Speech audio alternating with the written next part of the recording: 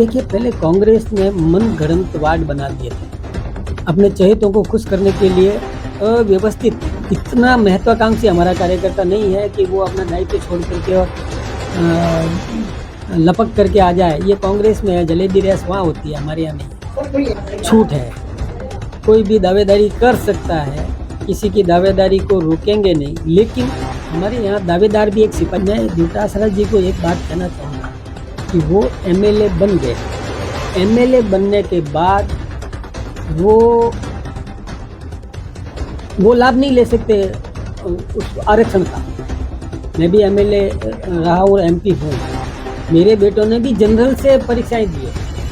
लोगों को चाहिए कि अपेक्षा के अनुरूप आदमी आ जाए, उम्मीदवार आ जाए जो जन सेवक बनकर के काम करे। तो इसके लिए सर्वे चल रहा है। हम कई एंगल्स पर सर्वे कर रहे हैं। हमारे 3-4 एंगल है, उसके माध्यम से सर्वे करके हम उसमें से कंप्यूटर में चढ़ा कर निचोड़ निकाल करके जन अपेक्षा के अनुरूप हम उम्मीदवार उतारेंगे और निश्चित रूप से हम सभी स्थानीय निकाय के चुनाव जीतेंगे। सर, पिछली बार की अगर जोधपुर की बात करें, 2 नगर निगम थे, 82 सीटें कांग्रेस की थी और 43 बीजेपी की। तो क्या उम्मीद करते हैं इस बार 100 जो टिकट देंगे? देखिए, पहले कांग्रेस ने मनगढ़ंत वार्ड बना दिए थे अपने चहेतों को खुश करने के लिए। अव्यवस्थित, समान जनसंख्या नहीं रखी और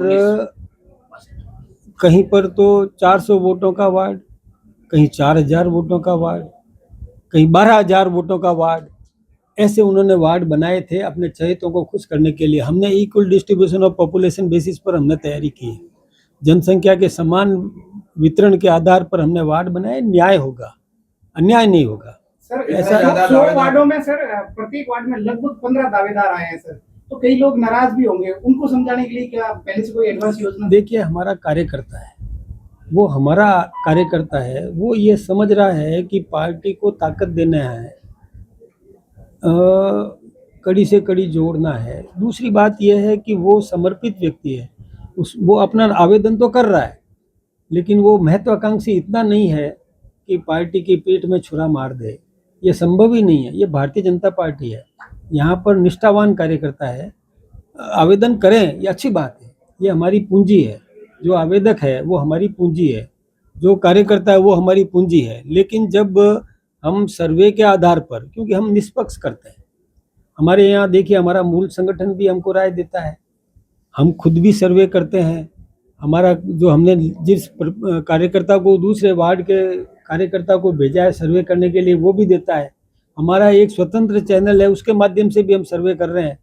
हम और सोर्सेज हैं, 5 एंगल से हम सर्वे करेंगे और 5 एंगल से सर्वे करने के बाद उसमें से निचोड़ निकाल कर जो जनता जिसको ज़्यादा पसंद करती है उसको देंगे। इसलिए कार्यकर्ता मानता है कि मैंने आवेदन किया, मैं 1 मिनट बता दूं कि मैंने आवेदन किया, लेकिन यदि मैं उन सब विभिन्न चैनलों के माध्यम से जो रिपोर्ट आई उसमें मैं यदि नहीं टिकता हूँ तो कोई बात नहीं, जो सही आया है उसको दो। वो कार्यकर्ता अपना समर्पण करने के लिए तैयार है भारतीय जनता पार्टी में। जैन जी और महिलाओं को किस तरह से? देखिए, वैसे एक बात मैं आपसे बताऊं, जैन जी शब्द आप कर रहे हो बार बार, युवा शब्द प्रयोग करो तो ज़्यादा अच्छा है, नई पीढ़ी शब्द प्रयोग करो तो ज़्यादा अच्छा है। क्या है, हम मतलब कोई शब्द को पकड़ना ठीक भी नहीं है। अपने यहाँ का शब्द है तो उसके हिसाब से हम युवा को महत्व देंगे। दूसरी बात, आपने पूछा पैराशूट, देखिए हम यथासंभव उसी वार्ड के योग्य कार्यकर्ता को अवसर देंगे। यदि कहीं पर ऐसा लगा कि कहीं चेंज करने की ज़रूरत है तो यहाँ की कोर कमेटी बैठ करके निर्णय करेगी। वो हम पैराशूट से हम नहीं भेजते। हमारे यहाँ पैराशूट सर, महापौर एक करो, मैं सबके लिए तैयार हूँ। राजस्थान में कितने निकायों पर भाजपा आपको लगता है? देखिए, 309 में से 309 हम जीतने की तैयारी में हैं और आप देखोगे इस बार का परिणाम कि हम कितनी जीत रहे हैं। और महिलाओं को लेकर किस तरह से पार्टी? महिलाओं को देखिए, हमने जो आरक्षण किया है वो तो महिला के लिए आरक्षित है, लेकिन किसी वार्ड से प्रतिभाशाली या जन अपेक्षा के हिसाब से यदि वो सही उतरती है तो पार्टी उस पर विचार करेगी, लेकिन हम कोशिश ये करेंगे कि जो जिस वर्ग के लिए आरक्षित है वहाँ से उसी को टिकट दिया जाए और स्थानीय हो, ये हम प्राथमिकता करेंगे। जनरल महापौर की सीट है और कुछ दावेदार जिनको आपने प्रभारी भी बनाया है वो भी जिला यहाँ दावा कर रहे हैं, तो क्या वो प्रभारी की भूमिका निभाएंगे या महापौर के चेहरे बनने के लिए तैयार है वो? देखिए, हम इस समय छूट है, कोई भी दावेदारी कर सकता है, किसी की दावेदारी को रोकेंगे नहीं, लेकिन हमारे यहाँ दावेदार भी एक सिपाही है। सिपाही को जिस मोर्चे पे भेजा जाता है वहाँ वो अपना दायित्व निभाता है। किसी को विधानसभा में भेजा जाता है, किसी को म्यूनिसिपलिटी में भेजा जाता है, किसी को प्रभारी के नाते भेजा जाता है। जहाँ जिसको दायित्व मिलता है वो वहाँ खुश होकर के नेशन फर्स्ट की भावना से काम करता है। इतना महत्वाकांक्षी हमारा कार्यकर्ता नहीं है कि वो अपना दायित्व छोड़ करके और लपक करके आ जाए। ये कांग्रेस में है, जलेबी रेस वहाँ होती है, हमारे यहाँ नहीं है। सर कोई एंटी इनकम्बेंसी है विपक्ष ना, से? एक बात मैं आपसे बताऊं, एंटी इनकम्बेंसी नहीं है। क्यों नहीं है कि हमने काम किए, जनता को खुश करने की कोशिश की, इलाके का ध्यान रख करके हमने काम किया।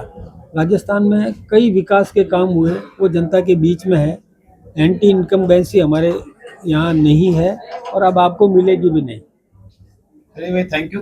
थैंक यू सर, धन्यवाद। डोटासरा जी का एक बयान वायरल हो रहा है, उनके पुत्र वधू के आरपीएससी में सेलेक्ट होने, आरएस बनने को लेकर वे कह रहे हैं कि अगर प्रतिभावान है, पढ़ो लिखो तो कोई भी पास हो सकता है। देखिए, मैं डोटासरा जी को एक बात कहना चाहूँगा कि वो एमएलए बन गए। एमएलए बनने के बाद वो लाभ नहीं ले सकते उस आरक्षण का। मैं भी एमएलए रहा हूँ और एमपी हूँ। मेरे बेटों ने भी जनरल से परीक्षाएं दी है। वो आरक्षण, ओबीसी का आरक्षण नहीं मिलेगा। उन्होंने ओबीसी का आरक्षण लिया है, ये गलत लिया है, ले नहीं सकते। एमएलए बनने के बाद उसको उस वर्ग का आरक्षण, यानी ओबीसी का ना, वो क्रिमिलेयर हो गया।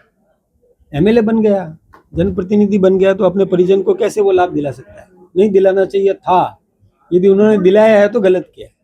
ठीक है सर, थैंक यू। धन्यवाद भैया।